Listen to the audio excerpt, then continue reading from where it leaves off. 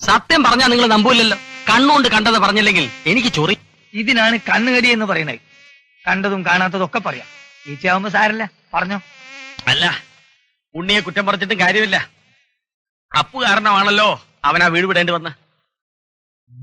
അത് ഉണ്ണി ഒന്ന് പേടിപ്പിച്ചതാവും. അല്ലെങ്കിൽ എത്ര ശത്രുത ഉണ്ടെങ്കിലും ആരെങ്കിലും അളിയനെ കൊല്ലൂ. പിന്നെ കൂലിക്ക് തല്ലാൻ നടക്കുന്നതിന് എന്താ അളിയൻ, എന്ത് പെങ്ങള്. നടു പുഴയിലിട്ട് തോണി മുക്കി കൊല്ലാൻ ശ്രമിക്കുന്നത് ഞാൻ എന്റെ കണ്ണുകൊണ്ട് കണ്ടതാ. എന്തൊരു നിലവിളിയായിരുന്നു. ആര്, താനോ? അല്ല, അപ്പു. അല്ല, ഒരു സംശയം. പാച്ചുവണ്ണൻ നേരിട്ട് കണ്ടു തന്നെയാണോ? അല്ല, തന്റെ അച്ഛൻ കണ്ടിട്ട് വന്ന് എന്നോട് പറഞ്ഞ. ഒന്ന് പോടാവേ, ഞാനിന്ന് നുണ പറയാൻ വന്നിരിക്കുക. ഒരു സംശയ പിശാച് എന്നെ വിളിച്ചോ? തന്നെ അല്ലടോ. ഇതേ മൊത്തം പിശാചിന്റെ നാടാ. സംശയ പിശാചി, പത്രപിശാചി, ഈച്ച പിശാചി. അല്ല, തേനീച്ചനെ പറ്റി പറയാ. തേനീച്ചയുടെ കാര്യം പറഞ്ഞപ്പോഴാണ് ഞാൻ ഒരു കാര്യം ഓർമ്മിച്ചത്. ഇന്ന് തേനീച്ച വളർത്തൽ കേന്ദ്രം ഉദ്ഘാടനം ചെയ്യാൻ MLA വരുന്നുണ്ട്. എനിക്ക് അവരോട് 10 വർത്തമാനം പറയണം. അതെ, പച്ചത്തിരി കൂടിട്ടോ. അത് ആ ഭാകുറുപ്പിന്റെയോ വി നായരുടെയോ പറ്റിലോട്ട് എഴുതിയാരെ എനിക്കൊരു വിഷവും ഇല്ല. ഞാൻ വരട്ടെ. അല്ല, അതായത് കണ്ടോ, ഈച്ച തന്നെ കാശ് വെച്ചപ്പോ എത്ര സ്പീഡിലാ പറഞ്ഞു പോയത്. ആകെ നനഞ്ഞ് വിളിച്ചല്ലോടാ. ക്ലാസ് കഴിഞ്ഞിറങ്ങുമ്പോ മഴയില്ലായിരുന്നു. പുതുമഴയല്ലേ, പ്രതീക്ഷിക്കാതെ വരിക. പെയ്തു തുടങ്ങിയ തോരാൻ വൈകും. ഏതായാലും നനഞ്ഞില്ലേ, വാ കയറി. ഇനി കയറുന്ന സമയങ്ങളല്ല, ഞാൻ കൊണ്ടുവിടാം. എന്റെ ശുഭേട്ട ആരെങ്കിലും കാണും. കാണട്ടോ, എന്നായാലും കാണാനുള്ളതല്ലേ. കേറടോ. നിന്റെ ശുഭോട്ട് നിനക്ക് വിശ്വാസമില്ലേ? കേറ്.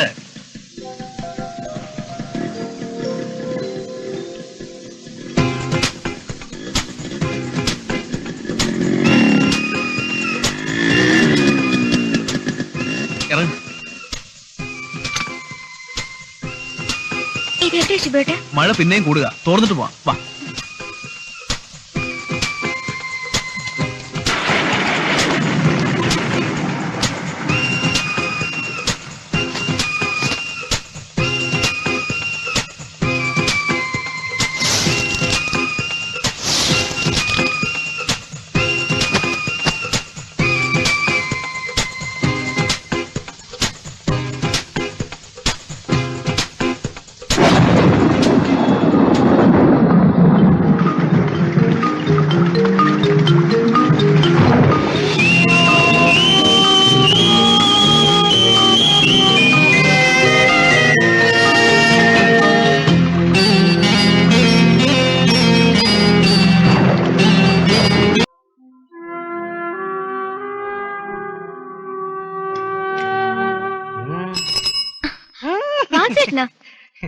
ഇതിന്റെ വസട്ട ഇത് അരി പച്ചക്കറി മലക്കോ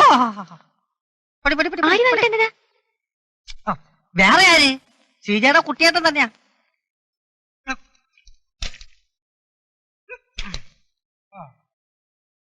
എന്താ വാസു ഇത്? അരിയും സാധനങ്ങളും ഉണ്ണി തന്നു വിട്ടതാ. എന്നാ തിരിച്ചു കൊണ്ടുപോ. അമ്മേ, അത് മിണ്ടി പോരുത്. നീ അധ്വാനിച്ചുണ്ടാക്കിയ പണം കൊണ്ട് വാങ്ങിച്ചാണോ?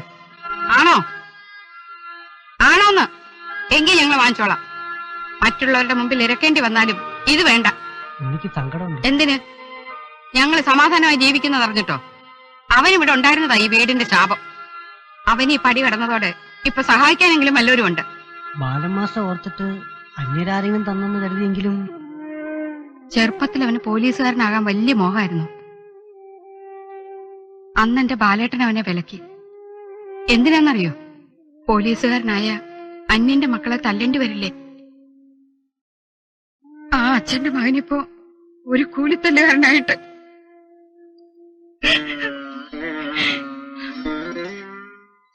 എടുത്തോണ്ട് പൊയ്ക്കോ. അതിൽ കണ്ണീരിന്റെ പാടുണ്ടാവും. കുളിച്ചോട് തിന്നാൻ വയ്യാഞ്ഞിട്ടാ.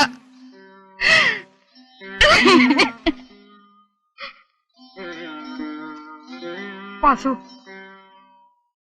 ഒരാളിനെ കൊന്ന് അവന്റെ കൈത്തരി പടങ്ങുമെങ്കിൽ അവനോടൊന്ന് എന്നെ കൊന്നോളാൻ പറഞ്ഞു. എന്നാലും അപ്പൂനെ കൊന്ന് എന്റെ സരള വിധവയാക്കരുതെന്ന് പറഞ്ഞേക്കും.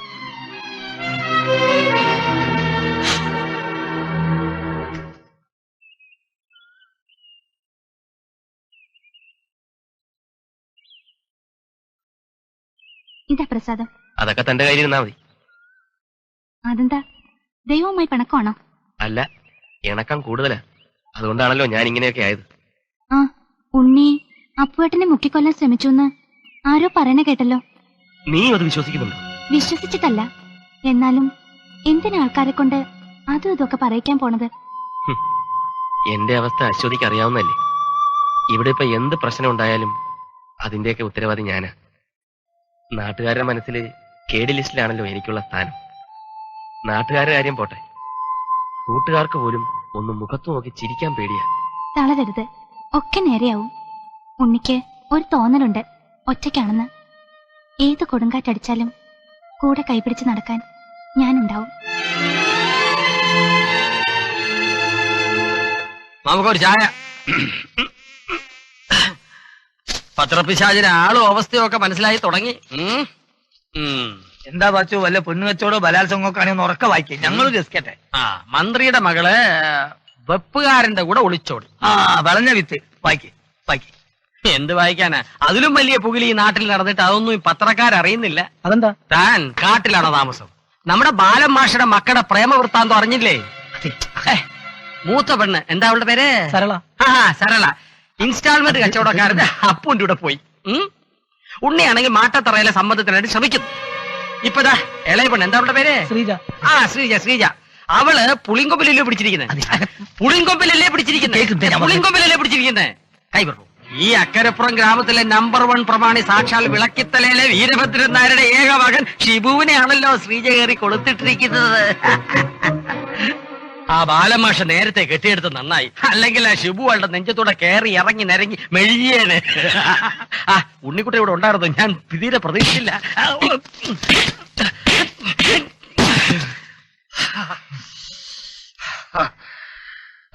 ചായ കിട്ടിയില്ലല്ലോ. ഇനി ചായ വേണോ? ഇനിയാണ് വേണ്ടത്.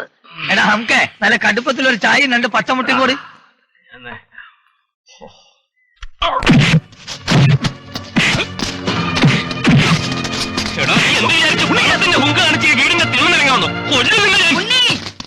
തൊട്ടുപോരുത്. നീ ആരുടെ പണം വാങ്ങിയിട്ടാടാ എന്റെ വീട്ടിൽ വന്നവനെ തല്ലുന്നത്? അമ്മേ, ഞാൻ അമ്മയോ? എന്നെ അമ്മയെന്ന് വിളിക്കാൻ നീ എന്നെ ആരാ? എന്തിനാണ് നീ വീണ്ടും ഇങ്ങോട്ട് കയറി വന്നത്? ഇറങ്ങിപ്പോടാ. നമ്മുടെ ശ്രീജയെ പറ്റി ഓരോരുത്തര് അപവാദം പറയുന്ന കേട്ടിട്ട് സഹിക്കാൻ മേത കയറിപ്പോയതാ. നമ്മുടെ ശ്രീജ പെങ്ങളോടുള്ള സ്നേഹവുമായിട്ട് ഇറങ്ങിയിരിക്കുന്നു. അന്ന് സരളയുടെ കാര്യത്തിൽ നീ ഇത് തന്നെ ചെയ്തു. എന്റെ കണ്ണീര് കണ്ടിട്ടാടാ അപ്പോളുടെ കഴുത്തി താലി കെട്ടിയത്. ഇപ്പൊ ശ്രീജിക്കൊരു ജീവിതം കൊടുക്കാൻ ഒരുങ്ങി ഇവനെ നീ ദ്രോഹി. ഇറങ്ങിപ്പോടാ.